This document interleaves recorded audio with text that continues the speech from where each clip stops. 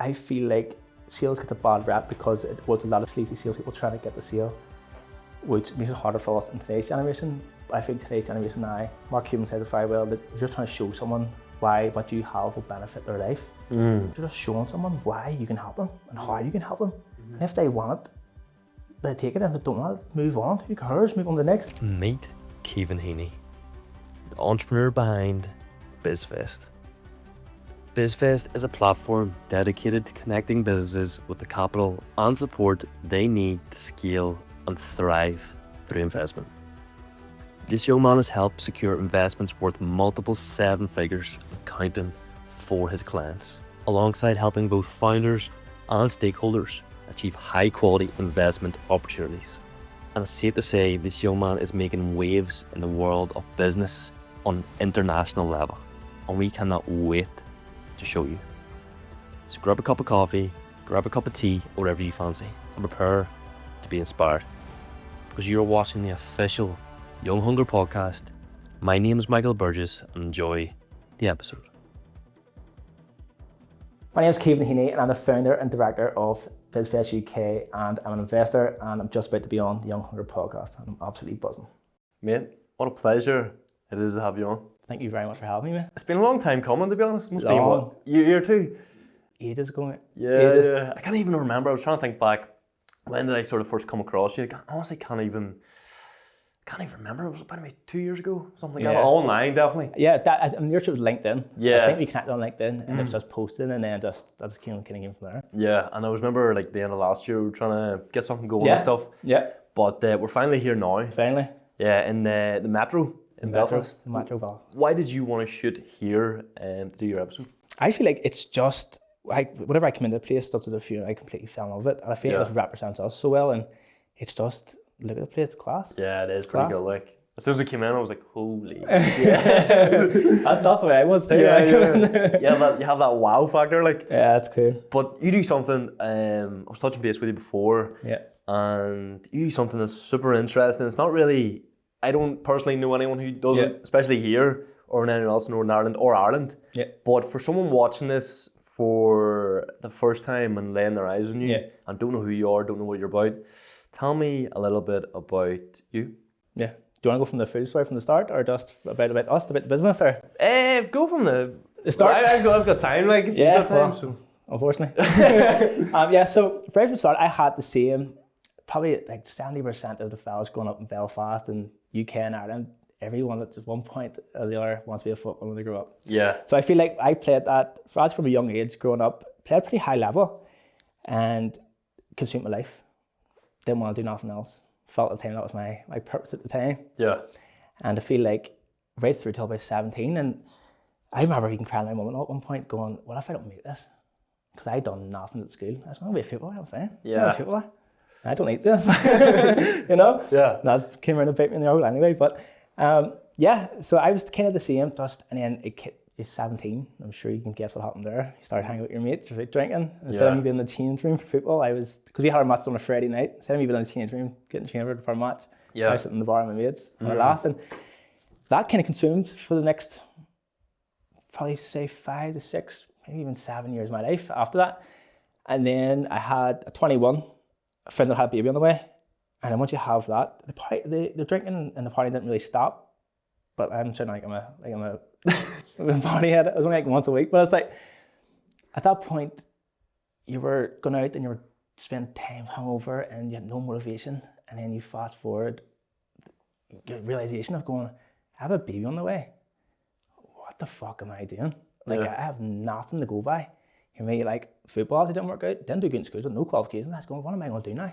At that point, and then I'm someone that's very hard myself anyway, so I feel like I criticize myself a lot, and if I don't perform, then I beat myself up for weeks and months, and it's always on my mind. And then 10 months later, I had another child. Like after the one being born, 10 months, he came very premature, so at this point, I was still on 2 kids. What am I doing here? Yeah. At this point, I had the idea. So I remember coming up with the idea. I'm not going to sit and say that I'm not one of the people that I just knew I had to be an entrepreneur. I knew it was something in me. I was a born salesman, I was a born businessman. I was fucking not. Yeah. No skills, no nothing. I was going, what am I going to do? Hear me? And a lot of people talk about like in sales, I want to be a great communicator. If you see me trying to communicate, I take 50 recordings to do a 20-second video. You'll probably recording, I've done this podcast for months trying to get me on a thing. I was going like, can't communicate, don't know how to sell. But there was only one thing that always kind of resonated with me is like, at one point I was going through my career path and I knew at one point I wanted to be a solicitor. And I went, if I be a solicitor, then I can open my own law firm. At one point I want to be a personal trainer. I was like, if I was a personal trainer, then I can open my own gym and then I can get a like supplement brand from there. So at all times kind of resonated or coming back to starting a business. And my old bosses will tell you I was the worst employee you can get, like coming in late, hungover, everything just was terrible. And they will tell you the exact same thing.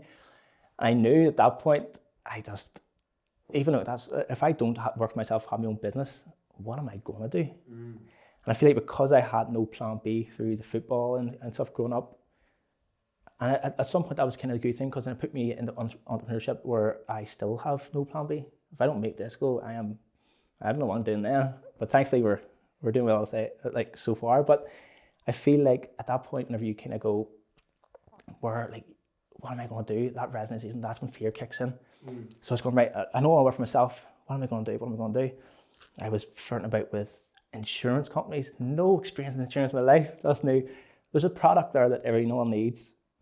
You develop some strong sales skills that you can probably make it work. Yeah. Flirt with that for ages. I don't even know why. I look back and I'm like, I was mad. Like I was at that time, I was like 17, 18, going like, sorry, I probably was 18, 19, flirting with insurance companies. Yeah. It's an old man's game, I can't do it. But this thing, thinking about of everything, and I remember, so I ended up working in the hospital, cleaning the hospital, that's what I was doing.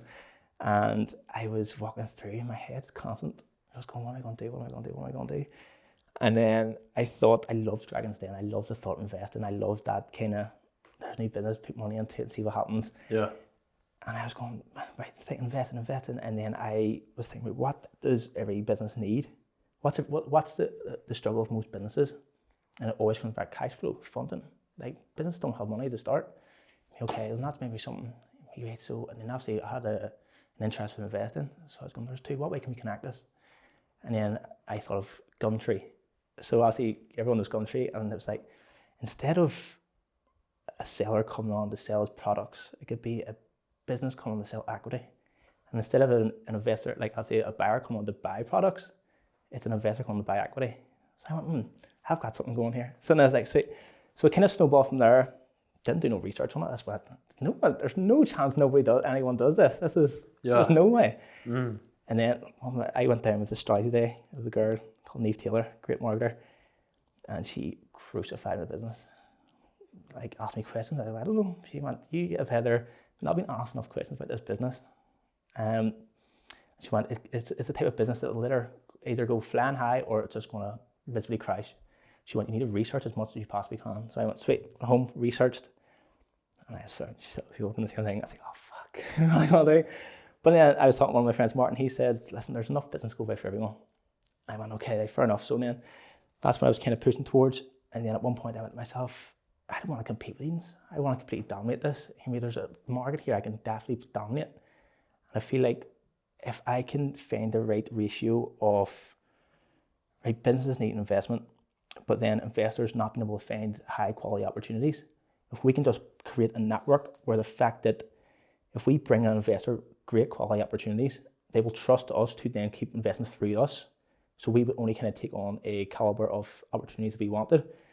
And then with the right marketing strategy that we can kind of throw us up and blow this up. And then that's where it kind of started. So then it came to the point where we're obviously an investment network. We help link businesses with investors. I message every day, I need investment. And what I feel like everyone has a great business idea, but so much of them have not even been scratched the surface of giving it even the right opportunity. So there's a lot of people's dreams as well. So if we're able to get the funding for these businesses, not only are we helping people's dreams, but we're giving them an opportunity to change their lives. And then investors too, like we would also focus on a lot of not only high experienced investors, but also beginner investors, where we'll sit down, we have experienced team investors also, where we can encourage people to write like checks for £5,000 an angel investment, as an angel investment, where we can change their lives also. So why can we not do this as a business? And that's where it kind of all started. And then as you had kind of the platform, and then this suddenly goes down, the revenue from there stops. And we go, what the fuck are we gonna do now? What are we gonna do? So then we end up coming in and turning into, right, well, we can do it as a brokerage. So I don't like the word brokerage because I feel like that is known as like, it's a bad name for it. So but we just kind of, we don't really call ourselves brokers because we're just helping you. Like, don't care about nothing else. As long as if we help you, I'm not going to be sit here and go, I just want to help everyone. No, because if I help you, you get helped, an investor gets helped, we get paid. I'm not going to be selfish, I'm not going to be stupid to go, and naive going, no, I just want to help everyone. It's not, well, you want paid too. And everyone in business wants paid. Yeah. So that's kind of the aim. And so then we turned into brokerage, and then we were getting the opportunities coming through that just weren't ready for investment. They were going, investors weren't even planned us. So what do we do there then? And then we were going, let me have a look at the deck, let me have a look at the business model, and you could see that this is the reason. You're just getting an idea going, investors want to love this, and just try and talk to investors. You know, you need there's a long process of things you need to go through is, you know, your business model, your financial model, your market, your competition, what separates you from your competition. Why should an investor invest in you? Like, what makes you different? Why are you the person that's going to be able to solve this problem? Stuff like that.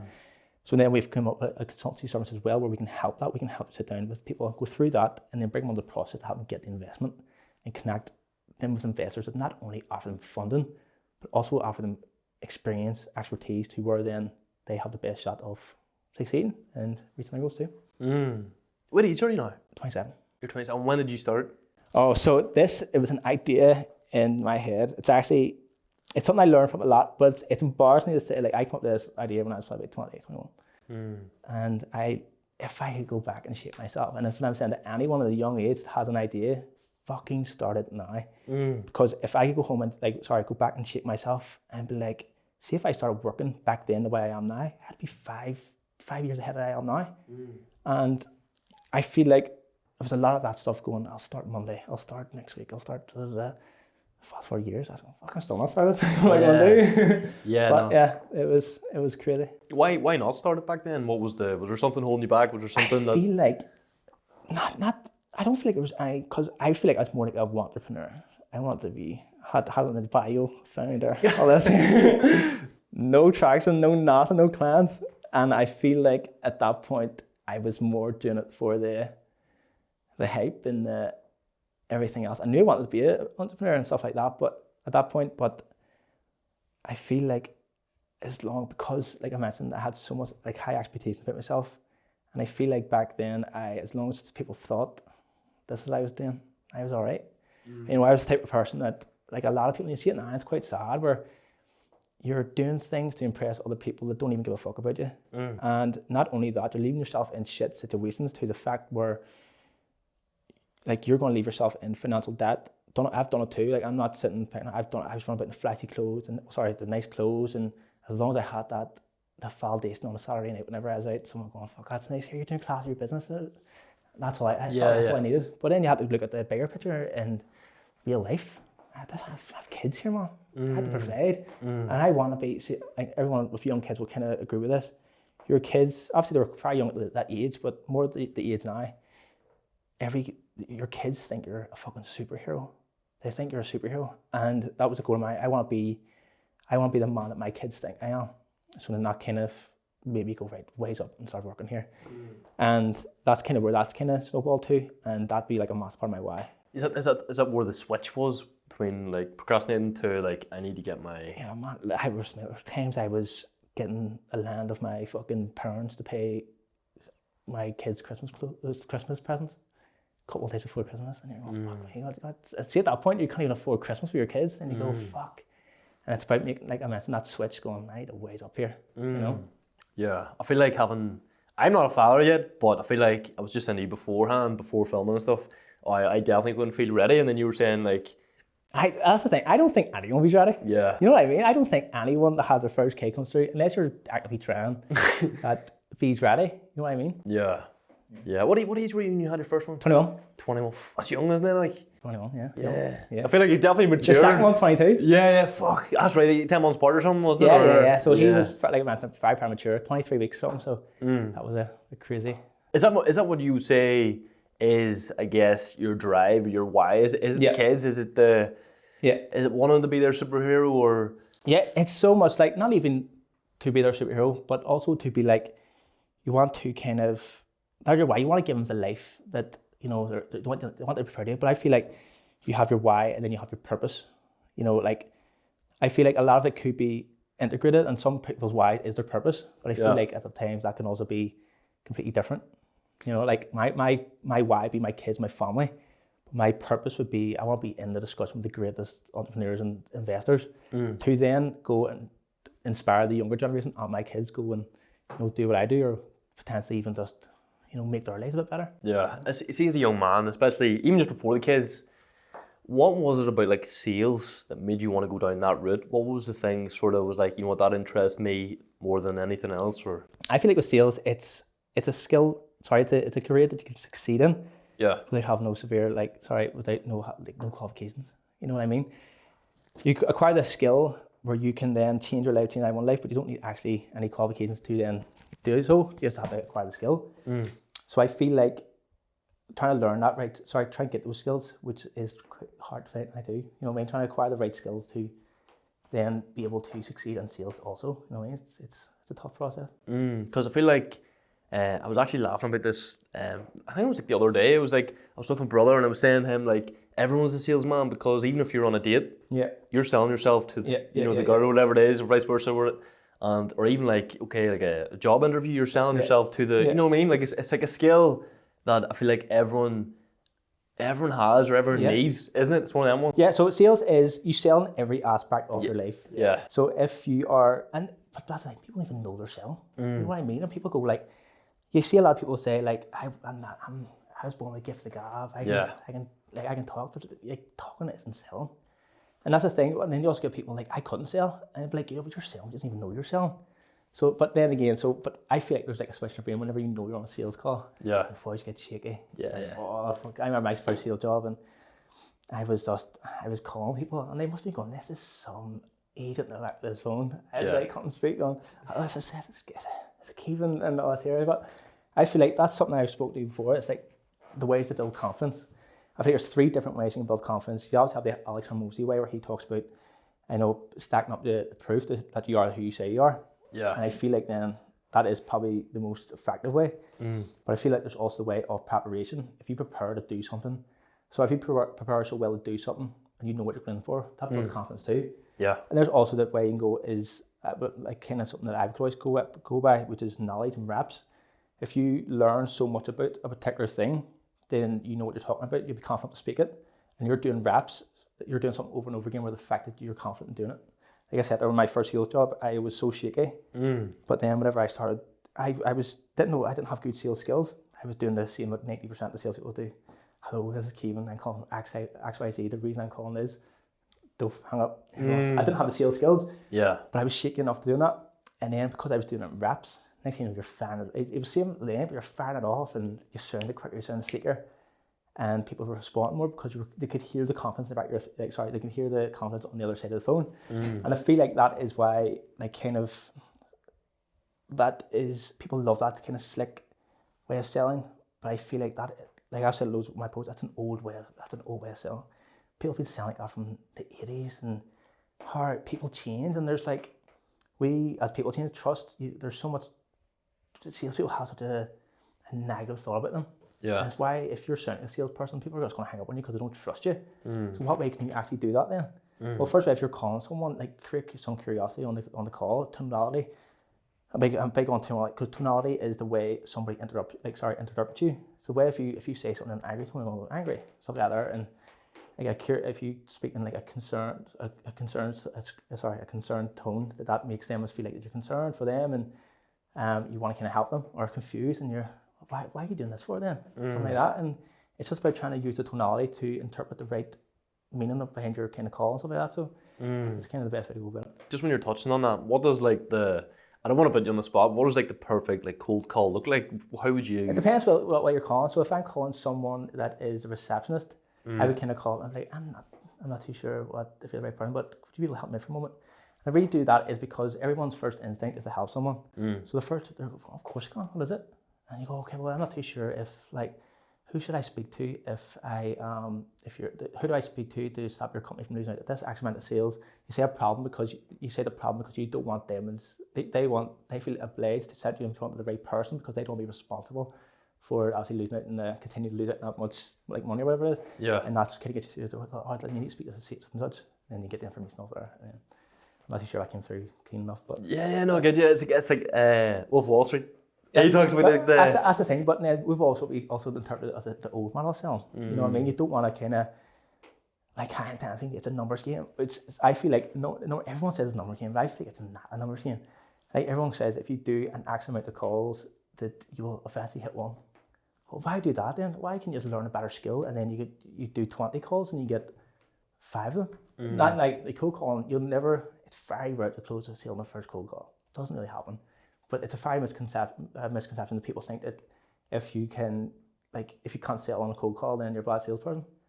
The aim of the first cold call is not to make a sale. It's to book a second call so you can run through the business or the product or service for them. That's the aim of the first cold call, is just to book a second call or book a meeting. And stop. So people go like, oh, I didn't make a sale. I'm like, who cares? Yeah. Like, that's not your aim for the first cold call. Say someone's watching this and maybe is where you were so many years ago, once again in the sales, and they're not in sales. How did you learn your skill? Like, how can they learn? Or how did you That education is everything. So it's literally, there's so much stuff out there talking about sales, and it is just trying to find the person who resonates with you the most. So I went for the Jeremy Minor route, where I invested so much money into sales trains, and you were just getting a lot of the same information. You weren't being able to kind of sell effectively, and Jeremy Minor kind of resonated with me the most because I'm not someone, like I mentioned, I'm a bad communicator. I can't communicate effectively that great. So it was just steps, like your connection phase, your situation phase, like problem awareness, solution, and you just go through these steps. Like the questions you're just asking questions. Effectively, it's asking the right questions at the right time with the right tonality, and that's what kind of opens up any sales. Like that's how you get people to open up to you, and that's what it is. It's about trying to get people to open up to you rather than, closed off. They're just answering because you're tricking them and answer that question. Yeah. No, you want someone to open up. You want them to tell you the real, like, why they need your service.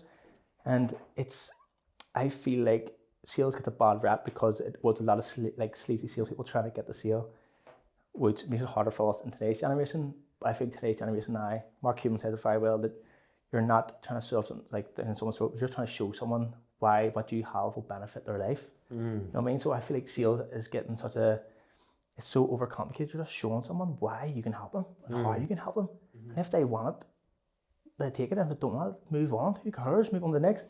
And that's kind of the first thing I say. Like I'm sure you see, on LinkedIn and stuff, you get so from left, right, and center. Like everyone's trying to sell, and you have to try to identify if there's even a sale being made there or not. You know what I mean? And if there is, ask the questions. Why do you want it? Why do you need the help? And just kind of go from there. Is your main business Biz Vest? Biz Vest. So I tried to start kind of moving into the sales route, but Biz Vest is my baby. I just step back, and I feel like it's need the most attention. It helps more people. It benefits me the most, and I feel like that. So it's my only business now. Because I was reading, I think it was a while back, it was like the Belfast Telegraph article, I think. That was Biz Vest you were talking about, wasn't it? Biz Vest, and at that time I was kind of dabbling in with sales training there too. And a lot of the same things, asking, like I was more or less saying the same things you're saying there. It's just trying to teach people the actual way of selling. Because you do use sales in every aspect of your life.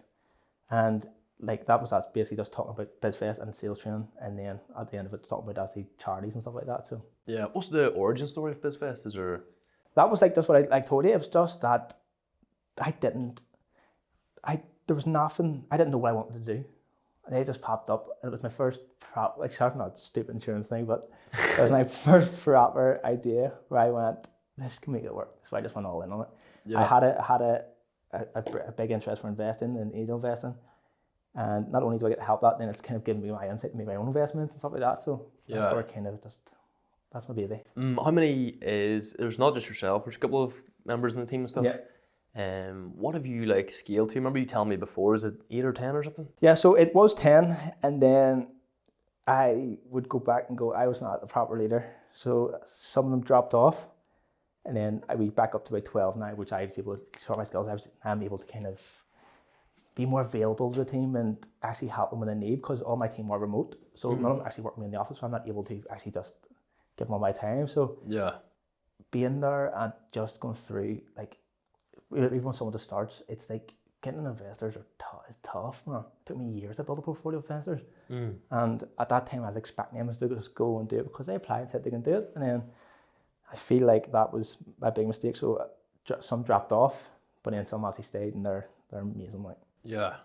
What happens if someone, I guess, was watching this and needed your services and stuff? How could they get involved with yourself and your business? We're pretty active on like LinkedIn and stuff like that. You reach out. I can have someone on a call with you, literally go through everything. A lot of the time, for it to come on as even just a business for us to help you get through it, we don't even charge an upfront fee. Because I feel like something doesn't sit right with me whenever someone is paying for something, because we can't guarantee investment. Something doesn't sit right with me, someone paying for something and they don't actually get what their money's worth, what they're expecting. Yeah. So I was like, so I'm not going to charge an upfront fee. We'll just go off commission. If we secure investment, then we'll take a cut of that.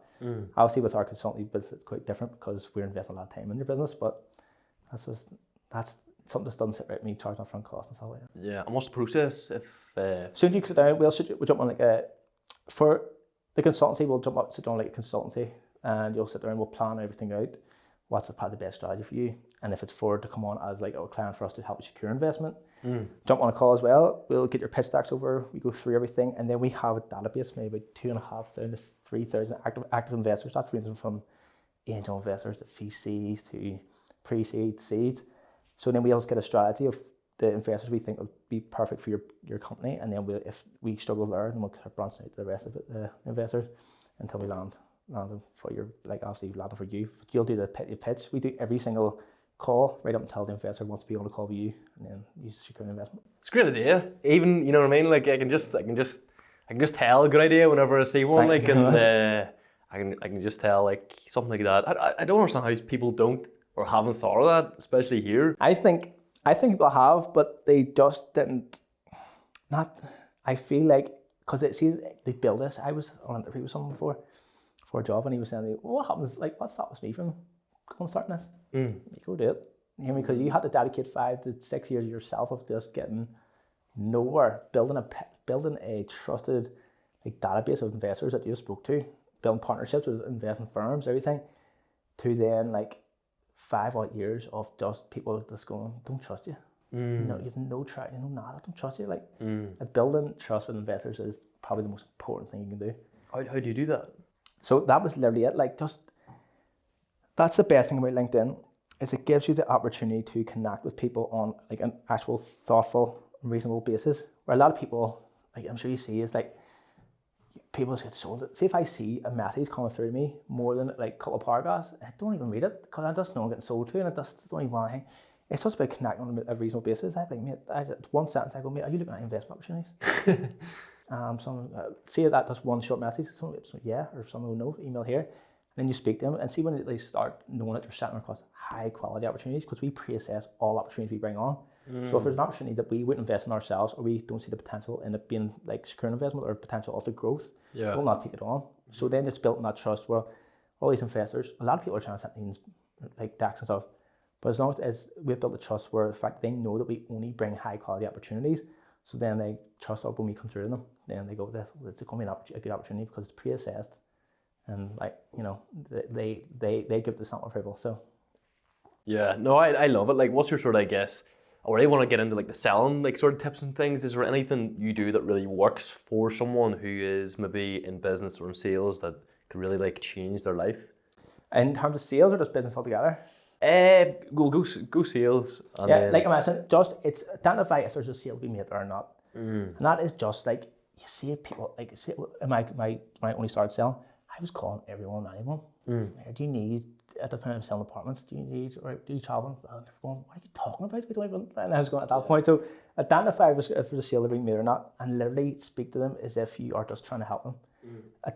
Identify their problem that they have, and then you can work around that. See, as long as they know that they have a problem. It's because a lot of people don't know they have a problem until you show them they have a problem. Yeah. And it's about building that trust, and if you're able to do that, then people can open up to you, ask the right questions at the right time, the right terminology. But I feel like if you are serious about sales, you do have to seek out the right training for that. If you don't seek out the right training, objections come from everyone, like, how are you going to handle objections, blah, blah, blah. And it's a tough process. So it just building out on that, and just kind of invest in the right training and stuff like that. So how did you feel about like handling objections and things? Like, how did you get over that? Is it something you still struggle with, or is... So in my model of selling, the way we sell now, we call it the new way of selling, or sorry, the modern way of selling. It's a 7-step process, like a message connection phase, situation phase, problem phase, solution phase, consequence phase, stuff like that. So I see when you go through this, like it's like 7 steps. When we go through that, that kind of eliminates a lot of the objections. So see if someone come to me, if I wasn't doing that, and even still had an objection, even I haven't sold in a while, I'd be like, you know, I see as long as I just go through a step-by-step process, I know objections aren't going to really come up as much, but you still will get the odd one of kind of people talking about like, I need to speak to my wife or something. That's just a cover up for a different objection. It's not the real objection, it's a smoke screen. Yeah. It's just trying to identify the right objection and just showing them, just for example, if it's a money objection, you just show them that there is ways that you can offer up lousy payment plans, or like there's a lot of people that say like, I haven't got the money. Well, if you haven't got the money, like, say for example, if they're losing 10 grand a month and your service is at 2,000, it's like, what would be more of a risk is to get the £2,000 now and pay it, or to continue losing out on that £10,000 a month? Like it's just showing them that there is other ways of doing it. I mean, and showing them like that a lot of it does build in the trust too. Like a money objection is not usually because they don't have the money, it's because they don't see the worth, the value for the money. So it's the same as that. Mental, isn't it, when you think about it? It's even, see, because I've done it so long, I still be like, how the fuck did I there's literally like a science, I feel like, the sales. It goes with human behaviour. You know what people behave. And I feel like if anyone is looking to go into, like, obviously, sales to check out Jeremy Minor, that he studied that psychology, and he does it by human behaviour and what people respond and stuff like that. So it's very interesting too. Yeah, there's one I really want to, I don't know how much we can talk about this, but there's one question I really want to ask you about Andy Elliott. He was on your story. Do you work together? Or I reached out to him. He had like something talking about building like a personal brand, and I'm not too sure if you, as Grant Cardone talks about a lot, saying like always invest in personal brand, even if it doesn't make a direct a direct return on your like investment. So I reached out to Andy, and he had something about obviously building a personal brand, and when his team reached out, I mean his team just kind of got on well. It was that like, I love the culture. I don't agree with the way he sells, but I love the culture of his business. It's that high intensity fucking warrior sense, and I love that. It doesn't kind of resonate with my business, but it's a class to watch. Like the engines that they have, and one of the sales guys was like, well, I think we'd be class on a podcast. Yeah. But then I've actually got it in talking to Andy and stuff, and that's where you see him on the story we're on. Like, And the funny story about that, I had like 2 bottles of wine. I mean, so Andy Elliott's FaceTiming, and I had like 2 bottles of wine. When are you heading out? You're so we're going to hopefully get it by the end of the year. Hopefully, it's something that I'm still very interested in. We have kind of failed talks, but it's something I'm still very interested in. And it'd be class to go over and see it. Its content's pretty mad because like it is very American, but like as you say, it's cool to watch. Like sort of class, as you say, warrior mentality. Like that's the thing. It's like I mentioned, I don't agree with much of the sales way, but it's do it or don't, right? And I love that. It's like if you like, I was watching one of his the Macklin twins he has with him, and he talks. I watch it a lot. See, if I'm not doing my work, say I'm slacking on work, I watch it a lot, and he's talking on the phone. He's like, "How are you getting on?" He's like, "No, not great." And he's going, "Why?" He's like, "I'm not putting in too much effort." And he goes, "I don't even want to speak to you no more." And he goes, "See, if this was me, he'd be like, if I knew I was in the situation." He's like, who's this affecting the most? He's going, "My family." And he's saying like, "Well, see, if this was me, he's like, I'd be doing whatever I need to fucking do to make sure that I was doing that for my family." He said, "I don't even want to speak to you no more, because if you're going to go after this call, you're going to go straight back to not doing the work that you said you're going to do, and come back next week in the same situation and expect to be somewhere else." And he's like, "I don't even want to speak to you no more." Yeah. Is there anyone like that, I guess, who not even inspires, but like mentors you? Like, is there any sort of like people you have that? I feel like a lot of people, I have just seen the people in the position that I want to be in. I have not seen any personal mentoring, and I feel like that's something that I'm coming into now that we're getting a lot bigger and we're going to a higher scale and need someone to come in and kind of direct me. Because it does get quite overwhelming because I am the sole founder, and I'm like, fuck, what decisions will I make? And see if I had that bit again, it'd be great. But I feel like on social media, everyone is saying the same thing, but just different ways of saying it. And it's just about picking out who you want to trust the most. So obviously I would kind of point out, like, obviously Alex Hormozy, he's very trustworthy. He talks about the trust. And then there's a few, as you have Grant Cardone, I feel like no matter what people say about him, he's in the position the way he's in. It's the same as Tom Smith. He gets so much hate online. But I've like, he is in the position he is in because he does the right thing. I've worked with him. And I can even second it now, like, I've not seen anyone work as hard as Tom Smith in my life.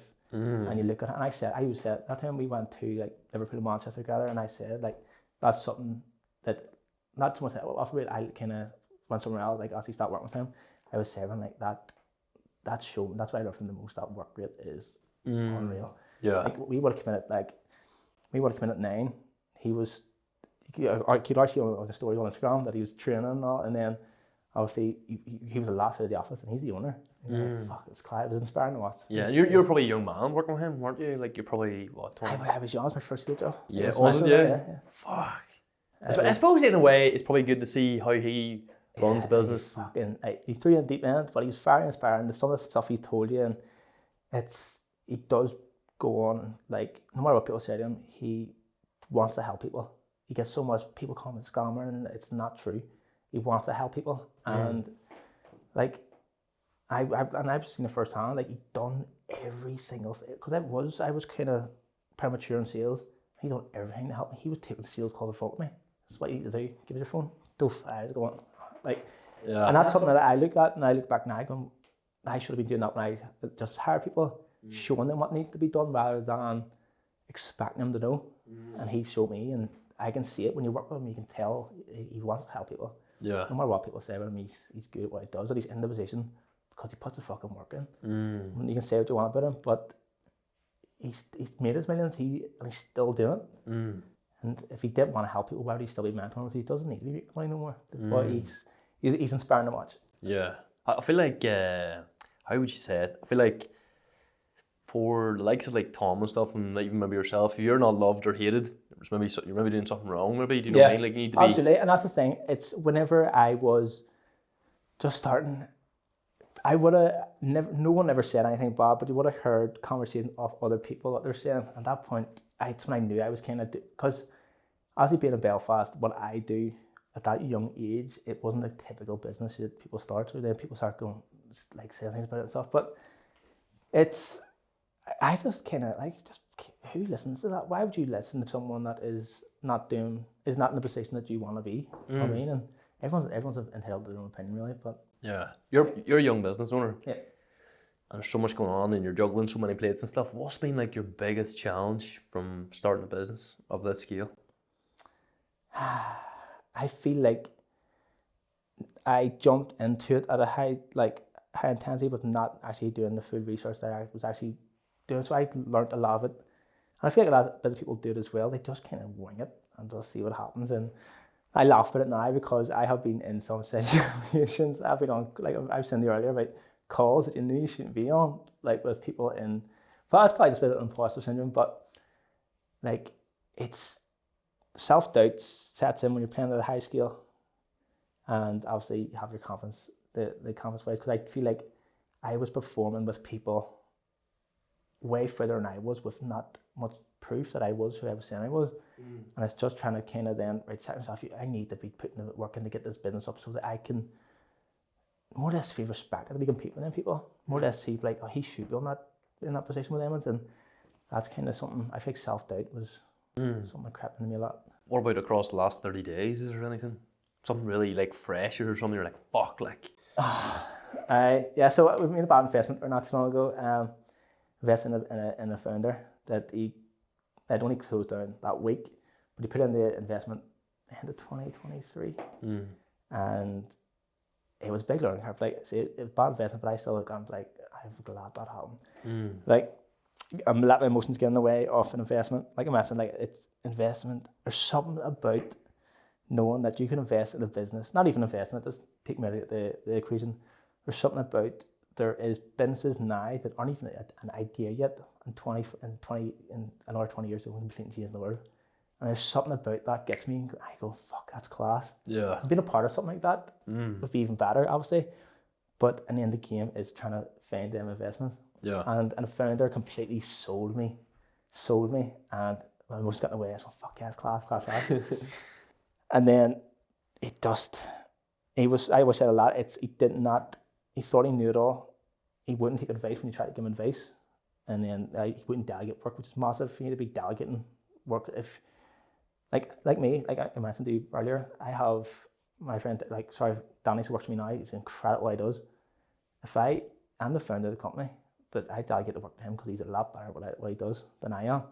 So it's delegating that work, and this guy thought he knew it all, and he didn't, and then the business closed. I said at the end of the post as well, one thing I learned as well is that I fucking love this, even with the bond investments. It's class, and it's amazing. That's even being able to offer that to beginner investors at like a small check is pretty good too. How do you find delegating, as you say? Is that something you have to learn, or is that something you're sort of... No, it's just natural? As a founder, and there's always someone that's better than you at what you do. So people get so ahead of themselves, I don't need anyone else. So they think to themselves, and that's what they feel. Like I met with Danny, he is a lot better at the job. So anything I do investments, I pass to him. We were on that call, and I was just, Danny, you take over. Yeah. You know what I mean? It's delegating. I'm not the best at lead gen, but I have a lead gen. So I pass lead gen them, and I just focus on business development, getting the connections and getting opportunities for the business. Everyone else I have around me in the business is better at what they do than I am. Yeah, that's interesting. Yeah. I feel like, how would you say it? Like, say a normal person doesn't really talk like that. Do you know what I mean? Like, from my experience, from people on the podcast, like... Yeah, I feel like that is something you kind of learn as you go ahead. Because ego gets in the way, especially the founder. Ego gets in the way, but you go, like, I want to be the main person in the business. And I'm not better than any of my employees at what they do. And that's why they're there. Because if I am trying to, for example, if it is lead gen, if I'm trying to take his lead gen role, then that's affecting the business. Just find someone that's better at doing what you're doing and let them do it for you. They get a cut. That's delegating, and that's where success comes from. People thinking that they can do it all is a recipe for disaster. Why do you think you are a success at what you do, other than delegating? There is, now to talk about the purpose and stuff, like that's what gets you to bed, but there is a burning desire.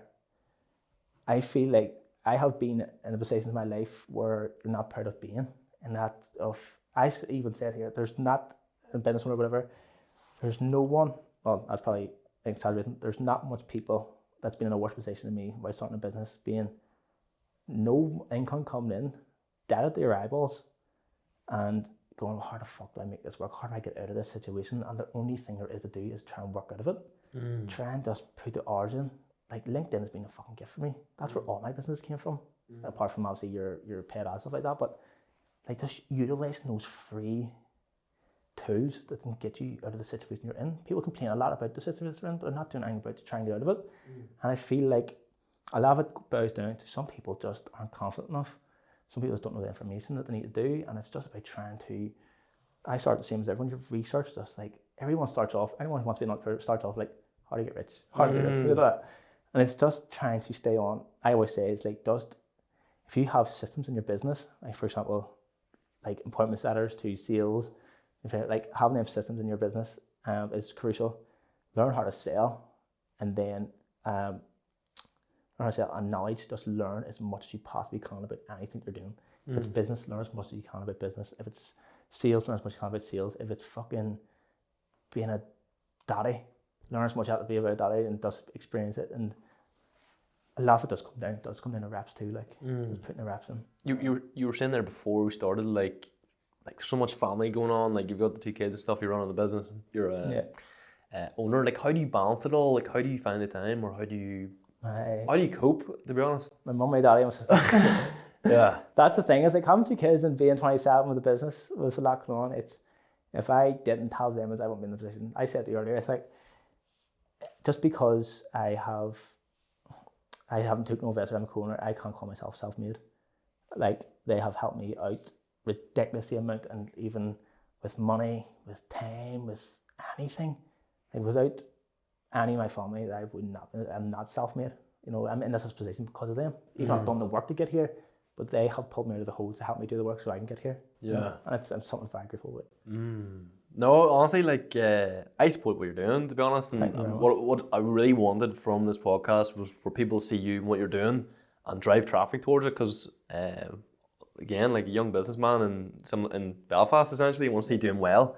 And I was like, how can I really make this, I guess, work for you, essentially, and stuff. So I was trying to really get inside your head and see what works, see what clicks and stuff. But we're in 2025 right now. Where do you see your business going in the next 2, 3, 5 years? Well, I've said this, like, I'm a big believer in writing goals down. I've always wrote my goals that the next 5 years will be the #1 platform, like an investment network, because there is, and there's no doubt that'll be it. And that's just, I just know that it's done. I've already right down beside it. That's it, done. Do you do that? Do you say that to yourself every morning? Do you tell yourself that? Yeah. So every morning you write in your goals. So the soon I spoke this before that if I get up like 5 a.m., but a lot of people get up at 5 a.m., do their gym, do their everything, and then start working at 9. But I just get up at like early in the morning, so I have that 4 hours of uninterrupted work. Yeah. Of being able, and you do get the competitive advantage on it too. So I wake up, pray, have a coffee, work. That's what I do. There's no morning routine. I've said it is my morning routine, but there's no cold plunging, gym. None of that. No. Well, no, I go to the gym consistently, but it's after work hours. I use the 4 hours from 5 to 9 to get the uninterrupted work done, because as soon as it hits 9 o'clock, my phone's going. Fuck. And then the kid, you have to do screen runs. And When do you switch off, or when's your? Do you switch off? I feel like we don't. So I was saying to Ross earlier on, it's like I feel myself waking up at night time check my phone. I don't know why. I feel like if I don't, like, I do switch off, you know, and I said to Ross as well, like, if you don't find the time to relax and enjoy your life, then you can't expect to put so much effort in the work, because you're not focused on your mind. You don't make decisions effectively. And I feel like you do have to switch off a time. Obviously, there's always times you check your phone, you know, fuck, I wonder if that's going to come through, but that's just the aim of it. Like, that's what we signed up for. You know? And what about, like, this is something we ask on every podcast, but like, if the young footballer version of you so many years ago was watching this, us talking right now, what do you think he would say? What the fuck are you doing? I would, like, because back then, like I mentioned, that was the only thing for me. That was the only thing for me. Yeah. And the thought of me back then doing what I am doing now, even like, what the fuck? Like, there's no way that I can enjoy that. Didn't want to do nothing else. If it was the only thing, didn't do school. I wasn't good at school. Yeah. And he would be going like, where do you need to know to do that? Because I'm not a very smart person. I just was never good in school. I found out what I enjoyed, I suppose, and just doubled down on that. And I feel like I took well the things that I was good at. That I had an interest of. And back then I did not have an interest in this. Yeah. I wasn't even thought about doing this. Yeah. It was the only thing I wanted. It's funny how it works out, isn't it? It's funny how it's sort of... Listen, there's times that I look back and I'm like, I wonder if I did put, because I brought it down to work. Like, even back then, I wasn't putting the work in back then to be in that situation. But I just didn't feel like I knew as much and didn't know how much it took. I feel like now, I look back and I'm like, if I'd done that, if I do what I do now to my business, if I'd done that as back as a footballer, there's nothing that could have kind of stopped me doing that too, like, you know? I get you. Just, I want to try something here. I haven't really tried it before, but it's like a quick fire round of like a couple of questions, if you're happy enough. Yeah. I'll run these out. So there's only like 3 or 4 questions, but like, what's one book every entrepreneur should read? Blues and Saturday. What's the biggest myth about business?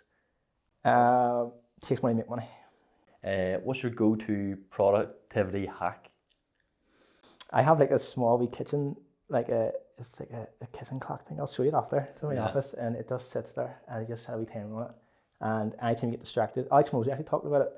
Anytime you get distracted, you touch it, you check does your phone go, check it, turn down, and does he have a set for 20 minutes for a task? Yeah. You just kind of go, that's it. Trust me, I swear to you. It's a wee circle thing right there, and just hit your button, and just know, like, the work doesn't finish till the alarm goes off. Just for 20 minutes, just do it.